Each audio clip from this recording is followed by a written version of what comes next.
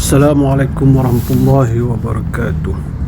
Sekalian, kita masih lagi menyambung perbicaraan kita berhubung dengan rukun-rukun nikah yang berkaitan dengan wali. Kalau dalam kuliah sebelum ini saya bicarakan tentang bahagian wali,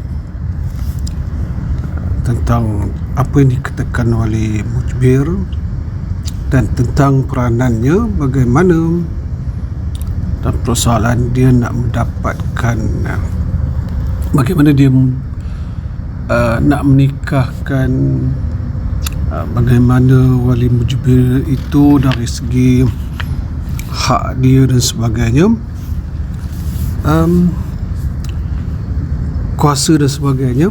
Ya, namun ada beberapa perkara yang boleh kita ambil perhatian tentang peranan wali mujbir ini. Pertamanya, antaranya ialah walaupun wali mujbir ini dia berkuasa untuk memaksa dan sebagainya, walaupun adalah dia tertakluk juga dengan syarat-syarat tertentu, tapi ada galakan-galakan, ada yang bersifat galakan. Antaranya, ini kalau wali itu untuk nak menikahkan anak dia, anak gadis, sebagai contoh ya, dalam hal-hal perkahwinan ini ya, antara galakan pada wali dalam hubungan dia dengan yang nak diwalikan. Sebab wali mujbir ialah wali ini digalakkan minta izin pada anak gadis, walaupun bapa, datuk sebelah bapa adalah wali mujbir,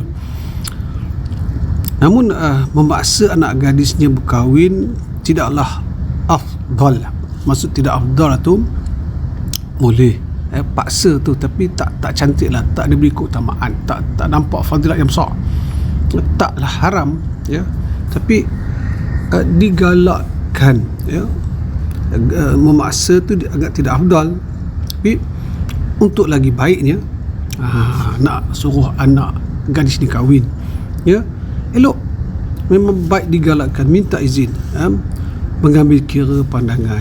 Contoh nak kahwinkan, contohlah anak kita tu, kita ada berkenan dengan seorang lelaki kan, walaupun kita boleh paksa, kita tanya kamu ni nak kahwinkan, saya nak kahwinkan seorang lelaki tu, tanya sunat ya. Jadi hukumnya afdal dan sunat kita minta izin, minta tanya pandangan dia, nampak tak kan dari satu sudut yang maknanya syarat-syarat wali yang sah ijbar tu yang mematuhi syarat-syarat ya, tapi dalam keadaan yang kita anggap macam keadaan biasa, sunat ya, sunat kita bertanya, minta izin. Ini yang Nabi pernah sebut dalam satu hadis yang diriwayatkan daripada Muslim, la tunkahul ayyamu hatta tusta'mar wa la tunkahul bikru hatta tusta'zan. Qalu ya Rasulullah wa kaifa iznuha? Qala an taskut. Janganlah dikahwinkan janda sehingga diminta persetujuannya, dan janganlah dikahwinkan anak dara sehingga diminta izinnya. Para sahabat bertanya, bagaimana nak mengetahui keizinannya? Rasul berkata, dia diam, tanya setuju ke, tak setuju ya, saya nak nikahkan kamu, ataupun ayah nak nikahkan kamu, atuk nak nikahkan kamu dengan ini. Maksudnya wali tu, wali yang dikatakan wali mujbir tu ya, wali mujbir, sifat wali mujbir ya. Istilah wali mujbir tu bapa dan datuk sebelah bapa ya, ayah dan datuk sebelah ayah ya, ayah dan datuk sebelah ayah ya, wali mujbir ya. Jadi tanya ayah, atuk, abah, saya nak kahwinkan kamu, berkenan dengan budak tu, boleh ke, setuju ke kamu? Jadi kalau dia diam, Nabi kata, bila dia tanya, kaifa iznuha, qala antaskut. Itu dia. Itu dikatakan sebagai galakan yang sunat. Baik, sekalian, wali yang pernah saya sebutkan dulu ada dipanggil wali ijbar dan wali ikhtiar. Baik, dan kita boleh sebut wali ikhtiar. Baik, wali ikhtiar adalah semua wali yang menurut susunan yang pernah saya sebutkan dalam susunan wali sebelum ni, susunan wali sebelum ni. Jadi wali, susunan wali, bapa, datuk dan sebagainya lah wali yang boleh boleh dipilih ikhtiar mengikut susunan. Boleh berlaku kalau nak mengahwinkan perempuan janda. Jadi dia tidak boleh dikahwinkan oleh walinya walaupun bapanya sendiri, melainkan dengan keizinan daripada dia nak kahwin. Wali ikhtiar ni semua wali yang ada dalam susunan wali, dan hanya berlaku bagi nak mengahwinkan perempuan janda. Baik, jadi tak boleh dikahwinkan oleh wali yang di tertib susunan wali tu, walaupun bapanya sendiri, melainkan dengan keizinan. Bab nak kahwin janda ni, bapa sendiri boleh kahwin, tapi dengan keizinan, walaupun bapa dia sendiri. Ini berdasarkan pada hadis Nabi, la tunkahul ayyam hatta tustamar, jangan dikahwinkan janda sehingga persetujuannya. Dan begitu juga dalam satu hadis lagi yang Nabi sebutkan, al-ayyamu ahaqqu bi nafsiha min waliha, seorang janda lebih berhak terhadap dirinya sendiri daripada walinya. Jadi perempuan janda lah perempuan yang hilang dara disebabkan persetubuhan yang halal ataupun haram, bukan disebabkan penyakit. Maknanya kan dia kahwin ni ceritanya, hilang dara tu kerana persetubuhan yang halal ataupun haram, hilang selaput darah, tapi bukanlah kerana penyakit, jatuh ke apa pun hilang darah dah. Itu dikatakan janda tu. Baik, kenapa kita dalam hal ini, kenapa seorang janda tu diperlukan ada persetujuan, ada hikmahnya, sebab janda dia dah kahwin, jadi dah kahwin, jadi dia pernah kahwin, tu hakikatnya. Jadi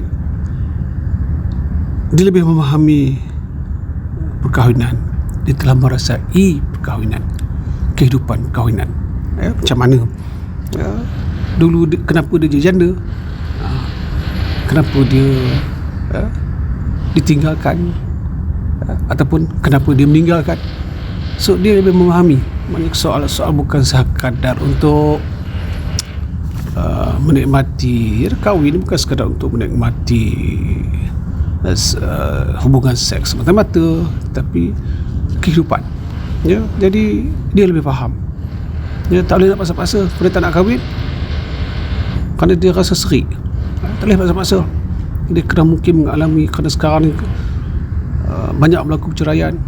Kadang-kadang kita dapati punca suami banyak pun juga. Ada punca suami itu sendiri yang tak tanggungjawab. Jadi ini menyebabkan ada di kalangan wanita tu fobia nak kahwin, takut. Jadi tiba-tiba kita paksa dia pula, mungkin dia pun kahwin mula dulu pun atas suka sama suka, cinta sama cinta. Tiba-tiba lelaki yang dicintai dia tak tanggungjawab. Apatah lagi lelaki yang dia tidak kenali, kita yang kenal,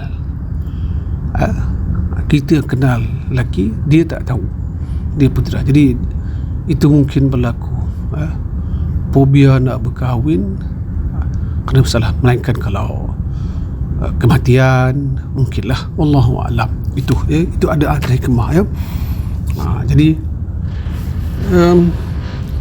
pengalaman itu ya boleh menyebabkan dia tidak malu untuk berterus terang dalam memberikan jadi sebenarnya anak dara dia rasa malu sebab dia pun tak tahu dan sebagainya. Dia pun tidak pernah mengalami. Mungkin dia tengok kahwin tu mungkin seronok kot, dia tengok kita bahagia kan? Mak ayah dia bahagia, seronok kan. Jadi dia pun itu yang sebenarnya rezeki kita nak dalam konteks kita untuk nak mendidik anak kita dengan mudah, khususnya dalam perkahwinan ni. Sebenarnya mak bapak tu berperanan ya. Anak tengok kita suami isteri elok bagus ya. Anak kita tengok mak ayah dia bagus ya. Bukan maknanya kan sepanjang masa langsung tak ada, sikit-sikit tu ada, tapi itu bagaimana dikendalikan. Tengok kita, mak ayah dia masing-masing bertanggungjawab ya. Keperluan dia ada sebagai lelaki dan perempuan, ada keperluan, keinginan ya. Tapi dalam keinginan tu dia ingin melihat bahawa boleh dikongsi, boleh mencipta kedamaian kehidupan ya, suami isteri. Itu contoh dan teladan tu sebenarnya datang pada mak dan ayah dia sendiri. Jadi sebab itu ya, anak gadis ni dia hanya berpengalaman melihat ya, baik. Itu dan dia pun mungkin dah malu anak gadis ni. Sebab tu Nabi kata kalau yang anak gadis ni ya, yang tak bercinta, tak ada perkenalan dan sebagainya, tanya dia kamu tak ke, dia diam. As-sukut alamatur ridha, diam tu tanda dia redha. Baik, terus kemudian dalam hal kahwin dengan janda tu kemudian janda yang masih kecil mungkin ada mungkin berlaku ya, memang berlaku dalam setengah masyarakat, walaupun mungkin setengah dalam masyarakat Islam mungkin ada dan mungkin tak ada. Tapi perbincangan tentang soal janda ni kalau mungkin berlaku janda yang masih kecil, kanak-kanak perempuan yang masih yang janda belum mencapai umur balik ya, mungkin berlaku, Allahu a'lam. Tapi andainya berlaku perkahwinan anak gadis di bawah umur, macam nak buat? Sedangkan ini tidak boleh, tidak harus bapanya dan mana-mana wali yang lain mengahwinkannya sehingga kanak-kanak itu balik. Ini sebab ya, keizinan kanak-kanak tidak boleh dipakai yang akan menyebabkan perkahwinannya terhalang, sehinggalah dia akan menyebabkan perkahwinan terhalang sehinggalah dia mencapai umur balik. Jadi bab anak kecil ni tunggulah janda mana tahu sebelum balik kahwin, Allahu a'lam macam mana. Mungkin boleh berlaku dalam masyarakat, budak tu belum balik dah kahwin dah pasal syarat nak kahwin nikah ni perempuan dia tak balik nak kahwin juga. Mungkin dalam keadaan, mungkin masyarakat ada setengah masyarakat dia belum balik dia dah kahwin dah. Jadi kalau tiba-tiba kahwin kanak-kanak belum balik lagi ya, janda-janda. Jadi dalam hal ini tak boleh bagi bapa atau walinya mengahwinkannya sehinggalah kanak-kanak sampai umur balik. Baik, itu rezeki nak mengahwinkan janda yang masih kecil. Baik, terus sekalian, apabila seorang perempuan yang balik dan berakal nak kahwin dengan seorang yang sekufu dengannya, sekufu ni setara. InsyaAllah kita akan bicarakan bagaimana yang dikatakan sekufu tu nanti insyaAllah ya. Tapi dikatakan sekufu dengannya wali wajib kahwinkannya. Wajib dia satu taraf, sama pendidikan baik, tak ada cacat cela. Yang pentingnya bakal suami itu elok, akhlaknya elok. Pernah disebutkan Nabi dalam satu hadis lain, dia kata, bila datang pada kamu seorang lelaki yang kamu berpuas hati tentang akhlaknya, terimalah akhlak. Yang maknanya kan akhlaknya elok, baik, insyaAllah dia akan bertanggungjawab. Jangan melihat sekali faktor-faktor yang lain. Baik akhlaknya, terimalah. Tapi kalau kamu tak terima, tunggulah,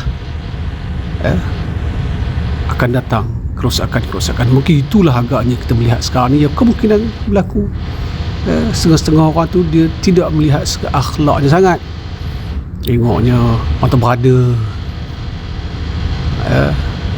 banyak harta, boleh nanggung anak aku pasal dia banyak duit. Di situ yang dilihatnya, tanpa dilihat betul lah sesudut yang dia lihat. Tapi kalau segi bila melihat persoalan akhlak ni, bila dia berakhlak baik, akhlak ni bukan hanya melihat kepada tentang perwatakan dia dan sebagainya semata-mata, tingkah laku dia, itu salah satu termasuk. Bila dia tu berakhlak yang baik, dalam konteks akhlak yang bersifat menyeluruh, dia akan bertanggungjawab. Dia akan tahu itu tanggungjawab dia. Sebagai contoh, nak beri tanggungjawab nafkah, makan, minum, pendidikan, itu tanggungjawab dia. Jadi dia akan melaksanakan tanggungjawab. Dia akan bersusah payah mencari contoh nafkah untuk nak menyara, tanggungjawab dia. Jadi kata Nabi, kalau kamu tidak melihatlah sudut akhlak itu, tunggulah. Itu konteks sebab Nabi jadi pernah menyebutkan tentang bagaimana sekiranya kesan, implikasi kalau wali tidak menerima bakal suami untuk anaknya. Jadi yang elok, yang akhlaknya baik. Jadi andai kata dari segi ini sekufu, tapi enggan juga, sebenarnya bukan tidak ada jalan penyelesaian. Jadi boleh berkahwin dengan satu lagi yang dipanggil, iaitu wali hakim, ataupun diwalikan oleh, kalau ikutnya diwalikan oleh sultan, tapi bukanlah sultan yang akan mewalikan dalam konteks pelaksanaan. Dalam konteks fiqh, konteks dalil, hadis khususnya, Nabi pernah menyebutkan bagi mereka yang tidak ada wali ini, as-sultan waliyun man la waliya lahu. Sultan itu wali bagi orang yang tiada wali. Ini hadis daripada Abu Daud, sebab dalam hal ini, sebenarnya kan banyak juga berlaku, wali ini enggan satu tanggungjawab. Dah berpuas hati, elok, sekufu, setara, apa lagi masalahnya tak ada. Kita tak tahu kenapa. Mungkin ada banyak juga berlaku. Jadi seolah-olah wali itu tak mau bertanggung, suami itu, wali itu tak mau nak melaksanakan tanggungjawab. Dia tak nak melaksanakan tanggungjawab dia, maka sultan dah, itu dipanggil as-sultan. Sultan itu wali bagi orang yang tiada wali. Baik, itu dalam soal keengganan wali. Selain dari itu, tuan sekalian, ini pelbagai persoalan masyarakat yang berlaku untuk kita lihat bersama, melihat. Kadang-kadang orang yang tak tahu ni, dia kata, bila hari 2-3 cerita macam cerita tadilah, wali hakim ni, bapa enggan, wali mujibir, wali enggan, dah dia pening kepala, tak selesai, tangguh, ronde. Sebenarnya ada jalan penyelesaian, dan anak itu bukanlah dianggap sebagai anak derhaka. Ini kita, masyarakat pun tak faham. Sebenarnya bapa tu tak melaksanakan tanggungjawab, wali tu tak nak melaksanakan tanggungjawab. Wajib kalau anak tu, bakal suami tu elok, sekufu, dia tak nak tanggungjawab pula. Maksud tidak mau melaksanakan tanggungjawab untuk mewalikan. Sebab tu ada penyelesaian. sultan, ya.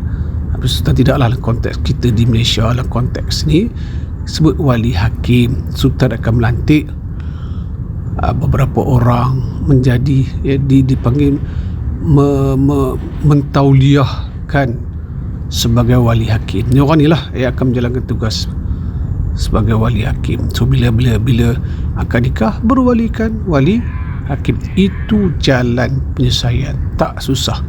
Dan wali-wali ni kan dia rasa dia besar. Aku ada kuasa, aku boleh paksa, itu aku punya kuasa.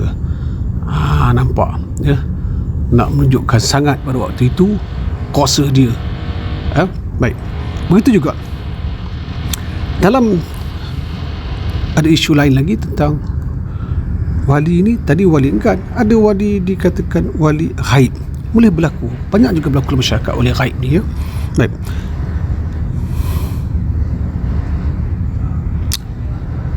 apabila wali ramai,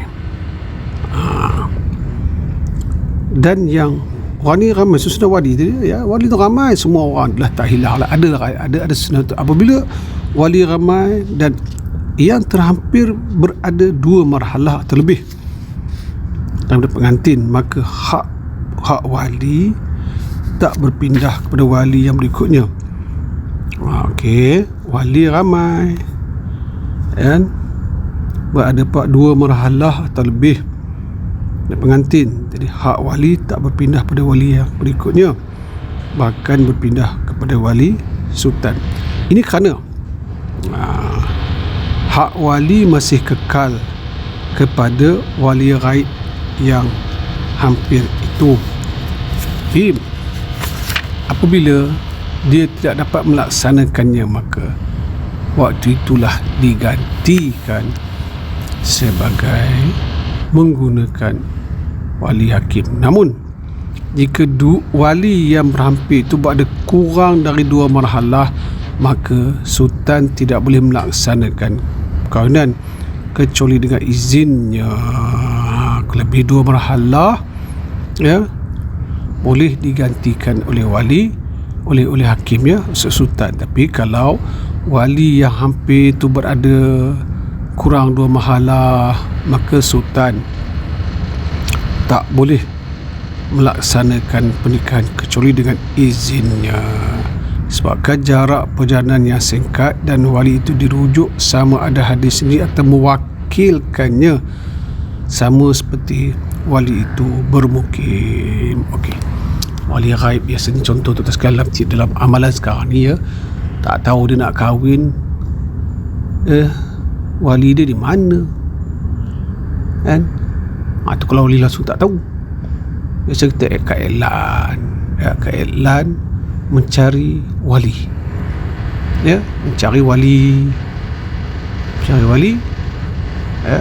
Tak ada juga, kita akan pindah kepada wali hakim. Tapi kalau wali tu ada duk jauh, tak dapat nak datang, kan, ya, tapi itu taklah ghaib, ya, tu wakil. Okey, ya, yang ghaib ni biasa kita iklan, cari dah, buatkan. Ini mungkin tak makan masa lah, ya. Walaupun mungkin dia tidak baca iklan, tapi sebagai ikhtiar, ya, mencari wali ghaib. Dia pun tak tahu, mungkin ada atau tidak wali. Contohlah, dia tu dibela oleh orang lain, ya, dia ambil sebagai anak angkat oleh mana-mana orang, tu nak kahwin, ya, mencari wali. So kita akan buat iklan mencari wali pasal nak kahwin, ya. Dah diberi tempoh-tempoh tertentu, ini ikhtiar. Tak ada juga, barulah wali hakim, ya, sultan. Baik, tuan sekalian, dalam bab wali juga ada satu lagi isunya, ialah terdapat wali yang setaraf dari segi nasab keturunan, ya, setaraf, ya, seperti saudara lelaki seibu sebapa atau sebapa perkahwinan itu sunat diwalikan oleh orang yang lebih arif tentang hal perkahwinan itu di kalangan mereka, kerana dia lebih mengetahui syarat-syarat. Contoh ya, wali yang setara dari segi nasab, ya, saudara lelaki seibu sebapa, atau inilah susunan wali dia sebapa. Jadi siapa yang nak sunat walikan ni, ya, ada adik-beradik seibu sebapa ni, adik-beradik seibu sebapa namanya abang-abang, ada adik, ada semuanya ni seibu sebapa ni, adik-beradik ni nasab, ya. Adik nak kahwin, setara ni segi nasab, carilah sunat diwalikan oleh yang lebih arif tentang hal perkahwinan. Kerana adik-beradik itu ada seorang ustaz, maksudnya ustaz tu tahulah sunat dia. Tapi kalau yang lain boleh. Ada di kalangan adik-beradik itu engineer, ialah engineer. Contoh, ya, cuba sekadar nak melafazkan, aku nikahkan kau, tapi tak salah kalau dia, tapi lebih afdalnya ustaz tu lah, dia lebih tahu maksudnya tentang hal-hal agama lah. Itu dia. Jadi keutamaan itu satu dari segi itu satu. Itu juga dilihat yang lain juga, ya, juga lihat segi warak. Ada lebih warak lagi. Kalau mungkin ada ustaz pilotlah sikit tak warak, kan. Ada di kalangan tu enjin tu warak, nampak, ya, warak, ada sifat kasih sayang, ya, ada sifat kasih sayang dia tu ada. Bukan mana yang satu setara tu tak ada kasih sayang, tapi dia tu mungkin nampak kasih sayang ni kadang-kadang bukan sekadar disebut di mulut, tapi dizahirkan kasih sayang tu. Ya, itu dia, ya. Kemudian tengok pula umur, sama umur pun tengok juga, ya. Berumur sikit dan lebih pengalaman, itu keutamaan maknanya kan bukanlah keutamaan. Sudah tahu nak ditengok di sudut, dikaji, diteliti dalam pelbagai sudut, ya, tengok pula berumurnya, mungkin tengok abang ni lah, dia berumur ada kelebihan, tapi kalau abang pun yang sulung tu penjenayah, macam mana? Dia tengok dia pelbagai kriteria, ya. Dan tengok kalau boleh, ialah selain itu semuanya bersetuju, dialah yang bagi dia buatlah, lain malah kamulah buat, kamulah walikan, ya. Tu kena fikir juga, ada persetujuan, janganlah kalau balah-balah pula, ya. Itu dia, buat nak nikahkan yang kita nak maulikan ni, ya. Itu dia. Baik. Ataupun semua kamulah, tak nak kamulah, kamu ni yang kena, kamu yang nak nikah, ataupun timbul suasana berbalah-balah pula dah, tak sepakat. Jadi ataupun masing-masing berebut, aku ndak dah. Jadi boleh dalam hal ini diundi, ya. Itu dia, undi. Okey. Kemudian itu tak undilah, siapa yang kena, dialah yang akan menjadi wali. Baik. Lagi satu, kalau perempuan tu diwalikan oleh wali yang kurang berkelayakan, adalah di kalangan tu tak berapa nak elok, tak berapa nak bagus sikit lah, kan. Ataupun walaupun yang kena undi itu kan, tapi ya, ataupun maknanya kan yang mewalikan tu sebenarnya kurang kelayakan lah berbanding yang lain. Dalam hal ini sah jika perempuan itu, contohlah kan, ya, memberikan, katakanlah yang kena undi itu tiba-tiba kena pada yang alamak dia ke, yang kena ni buat undi, kita kan tahu undi dalam tabur semua kena pada tu. Allah, kena ke dia. Tadi berebut-rebut nak ni kan, tapi tiba kena dapati bahawa yang kena undi tu, kita tengok Allah, udah dia ke? So dalam hal ini tanya perempuan tu, okey, tengok bagi perempuan dia nak beri izin pada siapa. Okey, jika dia beri, ya, boleh, ya, boleh jika perempuan tu, okey, dia kata dia memberikan keizinan kepada semua wali berkenaan, pula semuanya boleh nak nikahkan dia. Jika dia memberi keizinan kepada seorang wali saja, tapi wali yang lain pula mengingkarinya, maka perkahwinan tak sah. Okay, kalau dia kata okeylah, saya bagi kepada Abang Long lah katanya, Abang Long saja yang boleh menikahkan dia ni, itu dia. Tapi jika sekiranya jika diberi izin kepada seorang wali saja, tapi wali lain pula, sampai peringkat begitu sekali, wali lain pula mengingkarinya, maka tak sah, kerana keizinan itu tak diberi kepada ini. Antara yang mungkin boleh berlaku dalam masyarakat, dalam perebutan untuk menjadi wali dan sebagainya. Sekalian, mudah-mudahan kuliah pada kali ini dapat memberikan kepada kita kefahaman sedikit tentang persoalan pernikahan yang membabitkan berapa persoalan wali. InsyaAllah kita akan sambung lagi di masa akan datang. Allahu a'lam. Assalamualaikum warahmatullahi wabarakatuh.